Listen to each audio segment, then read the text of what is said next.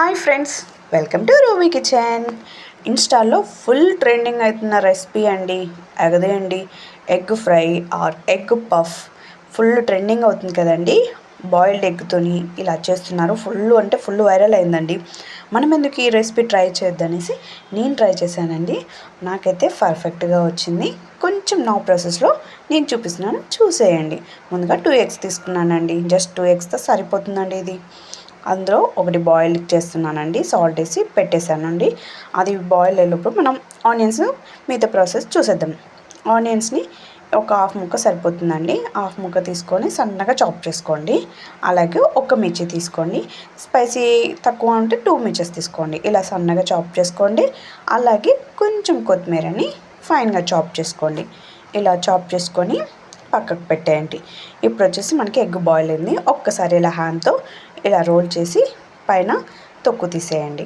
ఇదంతా తీసేసుకొని ఇక రెడీ అయిపోయింది, పక్కకు పెట్టేయండి. ఇప్పుడు మన ఆమ్లెట్ కోసం ఎగ్ పగల కొట్టండి. కొంతమంది డైరెక్ట్ వేస్తున్నారు. డైరెక్ట్ వేస్తే ఏమవుతుందంటే మనకి ప్యాన్ కతుక్కుపోతుంది, సరిగ్గా రాదు. ఇప్పుడు ఇందులో కొంచెం సాల్ట్, కొంచెం కారం టేస్ట్ కోసం బాగుంటుంది. ఇలా బాగా బీట్ చేయండి. బీట్ చేసిందంటే కొంచెం ఫ్లఫీగా వస్తుంది. రెడీ చేసి పక్కన పెట్టేసుకోండి. ఇప్పుడు ఇలాంటి ప్యానే తీసుకోండి. అప్పుడు ఫ్లఫ్ ఎక్కువగా వస్తుంది, పొంగుతుంది. 3 టేబుల్ స్పూన్ ఆయిల్ తీసుకొని ఆయిల్ హీట్ అయ్యాక అందులో ఎగ్గేసి ఇలా కొంచెం కారం, సాల్ట్ ముందే మనం ఒక బౌల్లో కలిపేసుకోండి. ఇప్పుడు ఏంటంటే పైన కారం సాల్ట్ వేస్తుంటే సాల్ట్ ఉంటుంది. అందుకే నేను 2 మిక్స్ చేసి ఇలా వేస్తున్నాను.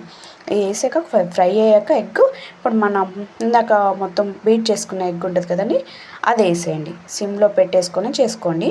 ఇప్పుడు ఆనియన్స్, కొంచెం మిర్చి అండ్ కొంచెం కొత్తిమీర, పైగా కారం, సాల్ట్ది అండ్ ధనియా పౌడర్ ఇవి వేసేసి మనకి స్పూన్తో ఇలా తిప్పుతుంటే తిరగాలండి. అప్పుడు మనకి పర్ఫెక్ట్గా కుక్ అవుతుంది, తీయటానికి ఈజీగా ఉంటుంది. ఇలా ఫ్లిప్ చేసుకొని మళ్ళీ ఆనియన్స్, మిర్చి, కొత్తిమీర, ధనియా పౌడర్ అండ్ కారం ఇవన్నీ వేసుకొని చూసారు కదా ఎంత కలర్ఫుల్గా ఎంత బాగుందో.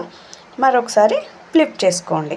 2 సైడ్స్ ఒకసారి ఫ్లిప్ చేసుకొని కొంచెం ఫ్రై చేయండి. అంతే అండి, చాలా ఈజీగా అయిపోతుంది అండ్ టేస్ట్ కూడా చాలా బాగుంది. పిల్లలు మా వారు అయితే బాగుందనేసి తిన్నారండి, చాలా బాగుంది.